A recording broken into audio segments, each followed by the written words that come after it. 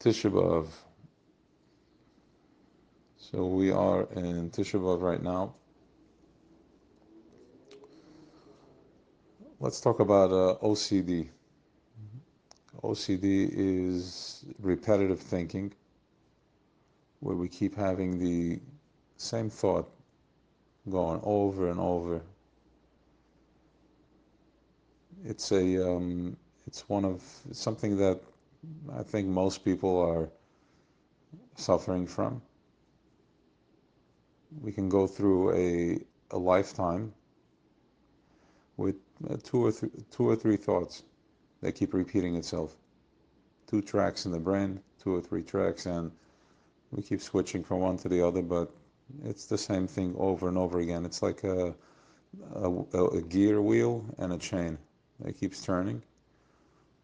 Sometimes we change gears, but it's still the same thought, which means that we're changing the image. It's a different picture, it's a different story, but it's the same thing that a person is experiencing, a person is feeling, and it's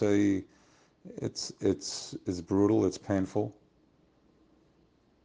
and it's a trap. It's a trap where, while not aware of it, that's that's one process, very uncomfortable, and then becoming aware of it that one is having repetitive thinking, that's even more painful because you can't get out of it. It's nagging, it's pulling, it's pushing, but there's no way out. So how do we how can we, what does this have to do with Tisha B'Av, and what's the healing, what's the meditation for that to get out of a cycle? What causes a thought? It can be from two places. It can come from the mind first. I'm thinking of something and then I'm finding it within, that triggers within the self, the feeling, the emotion. Or we can have a feeling, an emotion, and that triggers a thought pattern.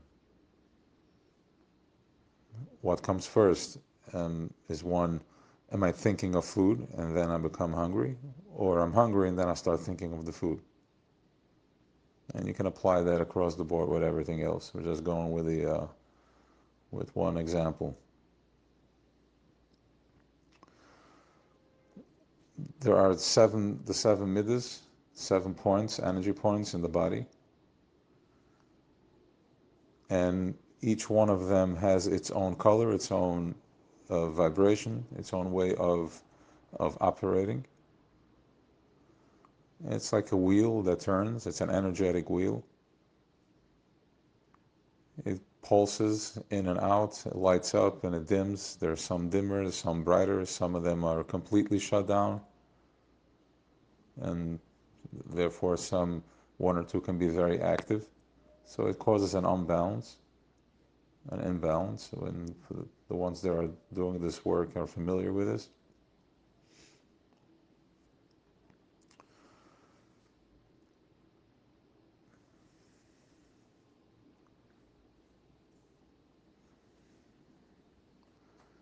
When the Beis Hamikdash was around, that was fueling the energy, that was fueling the koiches of what we were processing. We were fully lit, fully aligned.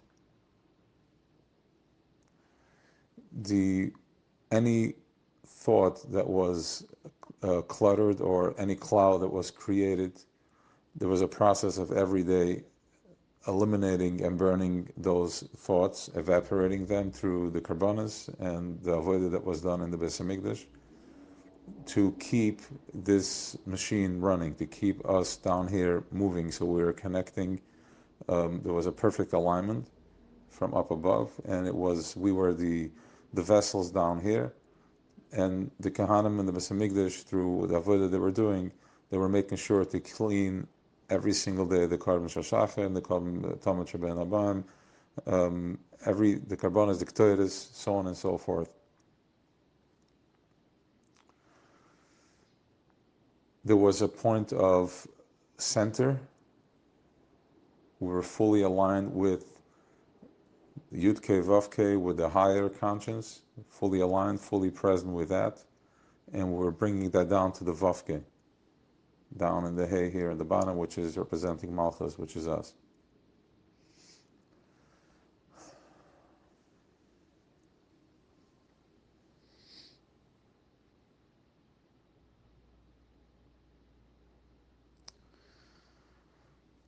Past, present, and future. Hoya Hoya V'yeh.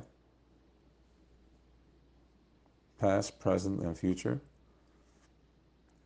Now, the only thing that really exists is the present moment.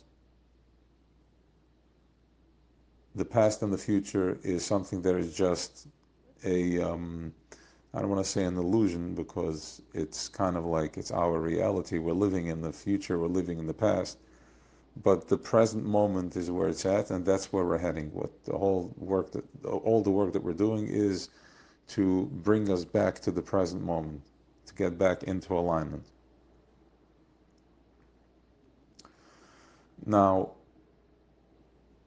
what happened is that once there was the Churban Beis Hamikdash, once the Beis Hamikdash was destroyed, it's almost like we got stuck in a repetitive cycle of thinking, which means that the chain it goes and it tick, tick, tick, it can't go further. It's like two wheels that are turning each other, and one of the wheels has one of the teeth are broken, and it just can't go. Every time it goes there, it clicks again. It clicks again, and it sets you back, and you can't go further.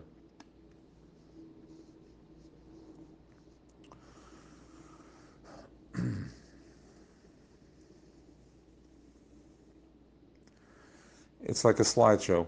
We're in the center of it, and you put on the glasses to see the slideshow, and we're stuck in one slide. And every now and then, the slide changes. But once again, the way we are perceiving reality is through the slide. And every few months, every few years, and every couple of 100 years, the slide changes, and we're living through a different slide. Fire destroys everything.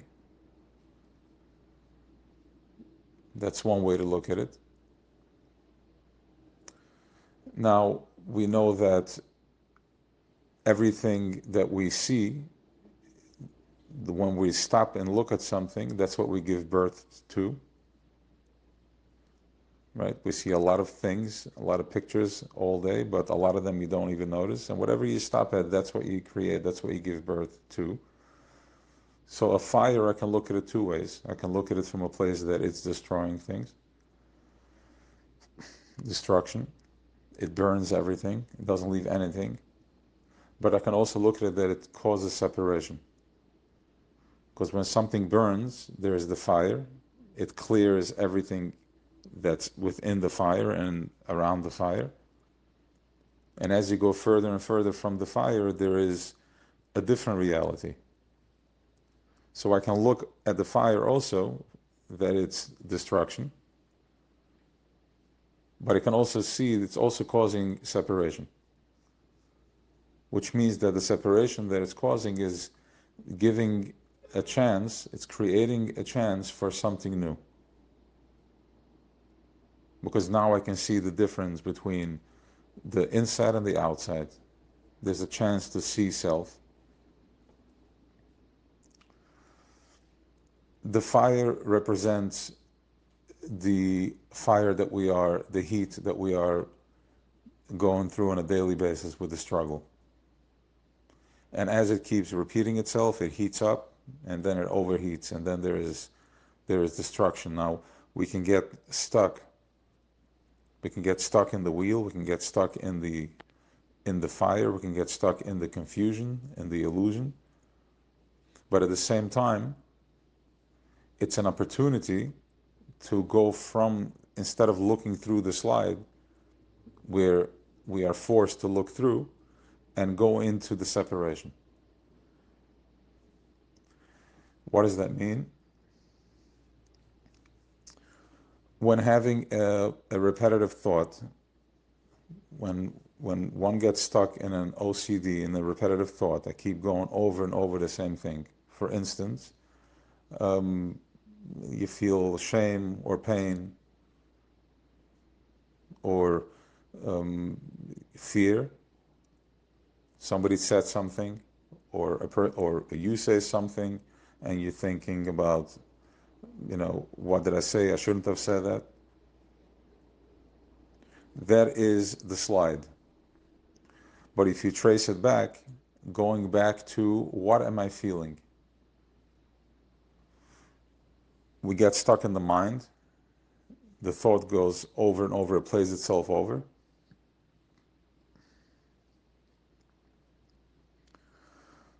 But by going back to the fire, what am I feeling? Where is this coming from? That's where we become aware. We'll go back to the Nakuda, we'll go back to the Yud, we'll go back to the origin of it.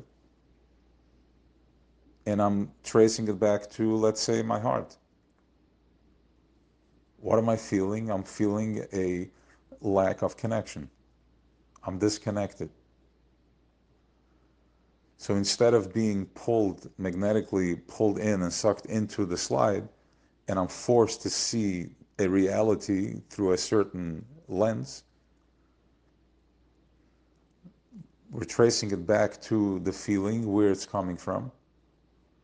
And once we go back to the feeling, once we're back in the feeling, that's where we go out of the mind. The mind is what creates the picture. But really, there's nothing happening in the mind. The picture is just an illusion. It's something that was created based on the data that it received from the feeling.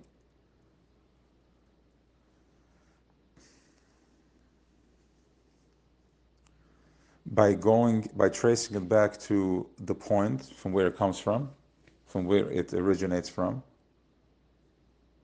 that's where we notice the brokenness. That's where we notice that the wheel is just the light, the lamp. It's just very shallow. It's very dim. And by bringing it back to center from where it comes from, that's when we can start healing. Now, once the Beis Hamikdash was destroyed, as I said before, we got stuck. There's no new creativity. It's a charm. There's nothing new. We keep going back. We're stuck in the same spiel over and over again. It's almost like a mantra that repeats itself over and over again. However, we are right now at a point where Tisha B'Av is when we're starting to build the third Beis Hamikdash, the Beis Hamikdash of fire, Beis Hamikdash of light. This is the day that we're starting from new, because before the new can come, the old has to completely dissolve.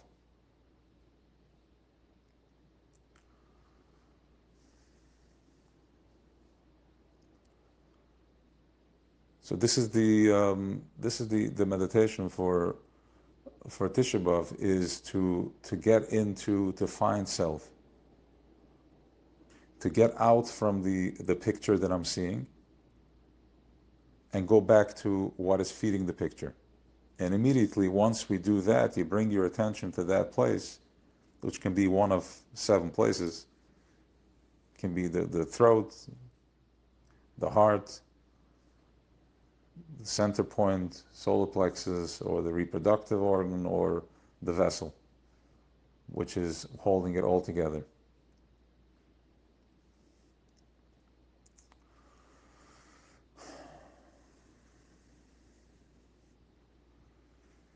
The way to change and get out from the cycle is by building something new, building a new home, making change something from what you want to do. When something comes up, when you're feeling something, restriction, anger, or pain, a victim, apply something new into that wheel. Put in a new recipe into that. change something. By changing that, automatically it's going to change the whole. You're adding something, a new ingredient. You're adding more water or adding another spice into the mix, and that immediately changes everything. Everything involved, everything that was put in there from before has to shift. Everything shifts. You put in a little salt, and it brings out the flavor and everything.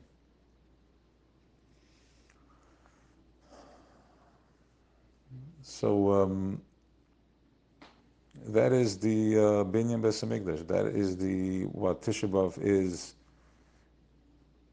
That's what Tisha B'av is about. Tisha B'av is going to turn into a Yom Tov. It's going to be something that we celebrate. It's as strong and as powerful as Yom Kippur. That's what the Sfarim are bringing down. It's also a day where on the 10th day of Tishrei is when the Kohen Gadol went into the Kodesh Kodashim, where he was, connecting and aligning. And Tisha B'Av is the day that we go in to the Kodesh Kodashim. It's when we are building our fire. Today is Tisha, tomorrow is 10. Tomorrow is the 10th day. This is our day, where we're going in and connecting to our fire, bringing our ketores and evaporating the illusion of the slideshow. You don't need a slideshow. You don't need anybody or anything to tell you where to apply yourself. But you need to start listening to yourself. Having compassion, self-love, sinas chinam, which we covered by the shir last week or 2 weeks ago, which is self-hate for no reason. I don't know why I'm hating myself. I don't know why I'm so hard and heavy on myself. That's just the way it was, because the points, the energy points were broken. The Beis Hamikdash was broken, and that's what we received. So that's what we're acting out from.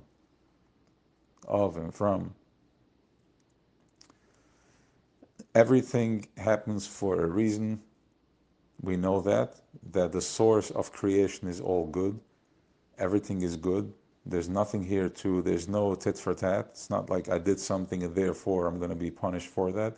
It's just an automatic thing that as I do something in low conscious, I'm creating a low conscious mirror back. It's bouncing off. If I throw a ball up against the carpet, or if I throw a ball up against a brick wall, it's going to bounce back in a different way. It's not punishing me. If I throw a ball into the water or on ice, there's a different bounce back, a different vibration that comes back from that.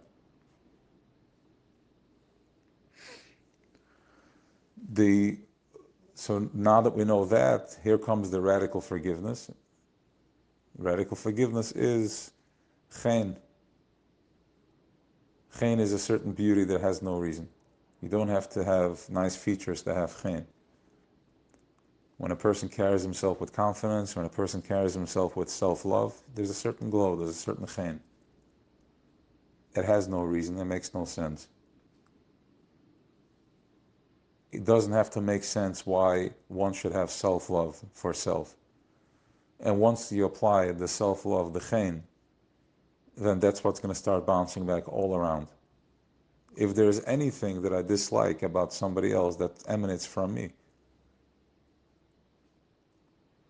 So instead of going into the slideshow and focusing on what I see, go back to where it's coming from. Where did it start? What's the origin of it? Where do I feel that in myself, in my fire, in the Beis Hamikdash, the body, the Beis Hamikdash, one of the 7 points? Getting out of the mind, going into self, having self-love, allowing self to go in. Because if I'm in the mind, I have self-hate. I keep going over and over the same thought over and over again. Now it's him, tomorrow it's that, yesterday it was this. Now let's keep in mind that some there's also a level of stuckness. It's not your fault. There's just a level of, it's just, stuck. don't know how to feel. It's a different language. It's a new language.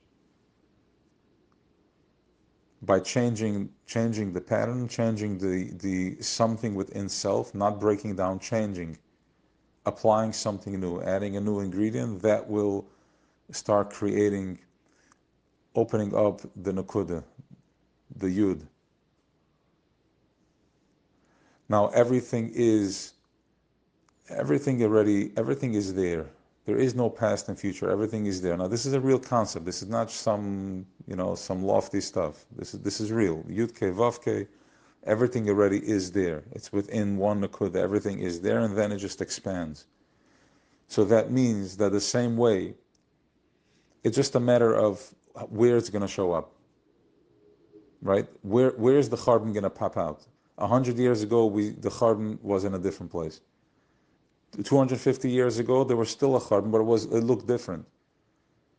And now it looks different. In Tafshin Pei Gimel 2023, the charbon looks different. So we see from that it's just a matter of as to which slide I'm stuck. Which also means that there is still a Beis HaMikdash. Hayinu kechonun. It's like a dream, and we are waking up from that dream. It also, like in a dream, it's sometimes you're in a dream and you're trying to run and you can't run. That's an OCD. That's how we are in a dream. It's an OCD thought. We want to run away from self. Running away as in like, I'm trying to help myself, but I can't. I'm stuck. I'm trapped within myself. Hayinu kechomim is starting to wake up from that dream, which means that we can apply the same way the slideshow looks different every time it shows up in a different place, in a different way. We can also apply that Beis HaMikdash is here and starting to build that from within, starting to find self, to find giving birth to where am I looking at, what am I focusing on? Because whatever I see, that's the reality. So going into the Hoiva, going into the center line, the Beis HaMikdash was in the center of the world. That's where everything was happening around there. And from there, it sent out Shefa to the rest of the world, to everybody. We are in the center of that. And today is the center of that. This is where we are realigning with the center light, with the center flow, with the Yud K, bringing it into Vav K, bringing it into self, making radical change and radical forgiveness. Radical change is that even though it feels it's against my will, it hurts, but staying in the same repetitive cycle is just stuckness. Nothing is happening. And radical forgiveness is that I am finding the reason, what was the benefit of what I'm going through, of the suffering and everything else that's been going on in life, each and every one in their own personal life. That is radical forgiveness. And that is the other side of sinas chinam. Because there really is no reason, once again, there is no reason for this self-hate. It makes no sense. There's no reason. With everything that you're saying, it really makes no sense. So the radical forgiveness is to have radical love, radical acceptance, and chen. Chen, sinas chinam, the ches and the nun, that's chen. It's also Parshas Veschanan, but no Torah, because on Tisha B'Av till tomorrow after 1, you're not allowed to learn any Torah, so we're keeping it only a topic on Tisha B'Av. So have an easy fast. It's really an opportunity to really go deep inside. There's big revelations, understanding. Now that we have 24 hours of no food, no drinking, no music, it's really being with self and finding your Beis HaMikdash and bringing the karbanas that you need to bring is the sacrifices, letting go of the past, letting go of what's nagging and pulling, and stepping into the positive, bringing a carbon which is the Nasiim. We're bringing all these, the gold and the wagons and all that, bringing a positive carbon, bringing a positive sacrifice where each and every one brings their participation. I'm sorry, I want to say when we built the Beis Hamikdash, everybody was bringing the gold, the silver, and all the fabrics to build the Mishkan. So this is being done. When there's Achdus, when there's Yechida, when there's oneness, and that oneness is created with fire, going into the heart, tapping into self-love, and this is how we're going to start building the Beis Hamikdash Hashlishi, the third Beis Hamikdash, which is going to be built with fire, and the fire is within us. And then, of course, we're connecting to the fire from up above, because every carbon that was brought in the Beis Hamikdash, there was a fire that came down from Shemaim, and it took that carbon up. The whole thing was burned. So by bringing the karbanas, bringing the positive, whatever you bring, that's what reflects and mirrors back. By bringing the positive carbon, there's going to be a fire from up above that comes and connects, brings down positive fire, and we become one with that. So let's start building. It's time. Have an easy fast.